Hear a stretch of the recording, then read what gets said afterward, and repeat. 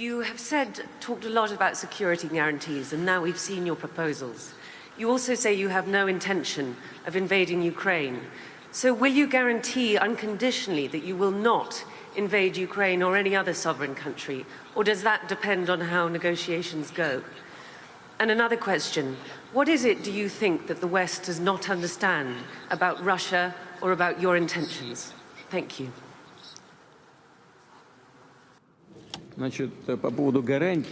Speaking of the security guarantees and what it will depend upon, or if something will depend upon the negotiations, our actions will not depend on the negotiation. They will depend on the unconditional compliance with the Russian security demands today and in the historical context.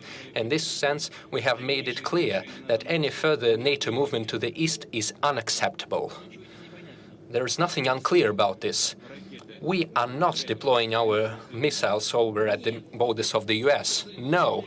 On the other hand, the US is deploying its missiles close to our home, on the porch of our house. So, are we demanding something excessive? We're simply asking them not to deploy their attack systems over at our home. What is so unusual or peculiar about that? So, what would the Americans think if we, for example, decided to come to the border between, say, Canada and the United States or Mexico and simply deploy our missiles over there?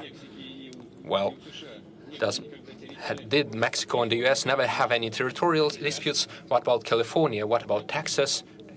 Did you forget about that? But everything seems to have calmed down. Nobody remembers those things, just like the way they remember about Crimea.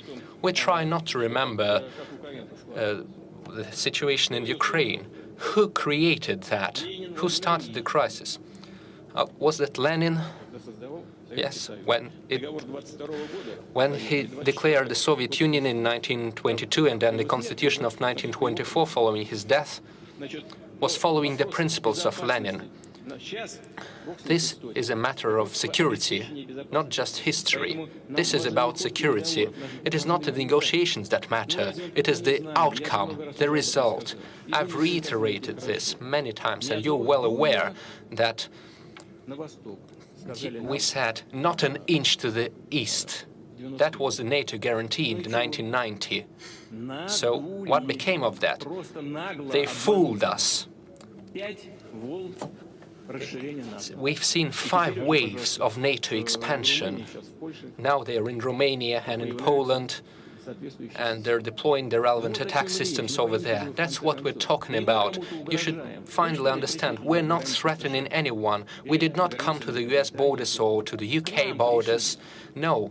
They came to our borders, and now they're saying that Ukraine will also join NATO and they will deploy their systems there. Or not just NATO, they will simply deploy it on a bilateral basis. They will deploy their military bases and their attack systems. That's what we're talking about. And you keep demanding some guarantees from us. You must give us the guarantees. It is up to you, and you must do this immediately, right now, instead of keep talking about this for decades. And use this small talk and soft talk about the need for guarantees of security for everyone. This is exactly what we mean. We are not threatening anybody. And now to the second part of your question. Could you repeat that, please? What is it that you think that the West does not understand about Russia or about your intentions? No, знаете что? Yes, exactly. Well, you know, what you understand or what you don't understand, sometimes it seems to me that we live in 2 different worlds. I was speaking about very obvious things. How can you not understand that? You say you will not expand, and then you keep expanding. You say we will have equal guarantees for everyone on the number of international agreements, and then we see there is no equality or no equal security. See, here's the thing. Back in 1918, one of the assistants of Woodrow Wilson, the US president, said that the whole world would feel calmer and safer if today's enormous Russia would be replaced with the states of Siberia and 4 more states in the European part of Russia. That was set in 1918, and in 1991 we separated into 12 separate parts. It seems to me that our partners were not satisfied with that. They think that Russia is a tad too large. Even the European countries have turned themselves into a union of states. They are quite small states with populations of 60 to 80 million people, but even after the dissolution of the Soviet Union, we only had 146 million people, and that is too much for the West. I think that is the only explanation for their constant pressure against us. Back in the 1990s, the Soviet Union did everything it could to build normal relations with the West, with the United States. I will keep saying this, and I will repeat for your viewers and listeners out there from the media that you represent. I didn't quite get that, but that doesn't matter.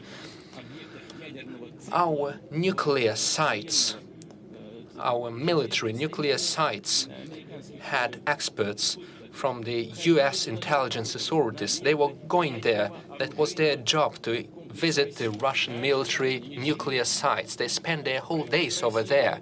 And the Russian government had advisors from the CIA working inside of it. What else did you need? Why did you have to support the terrorists in Northern Caucasus and use the terrorist organizations to reach your goals and break down the Russian Federation? This was exactly what you were doing, and as a former director of the FSB, I know that. We were working with the double agents, and they were reporting to us on the tasks of the Western intelligence agencies. Why did you have to do that? You should have done something different, perhaps treat Russia as a possible ally and strengthen trust. But no, instead you tried to keep breaking us up. And then you started the NATO expansion to the east. We were saying, don't do that. You had promised you wouldn't. And they say, where is it put in written form? Nowhere. Well, then F off, and we don't care about your concerns. And every time we kept responding and trying to make obstacles, we were expressing our concerns about that. But they say no. So you can do whatever you want about your concerns. We will do whatever we need. 1, 2, 3, 4, 5. We witnessed 5 waves of NATO expansion. Why can't they understand? What is unclear? I believe everything is clear. We are thinking about our own security.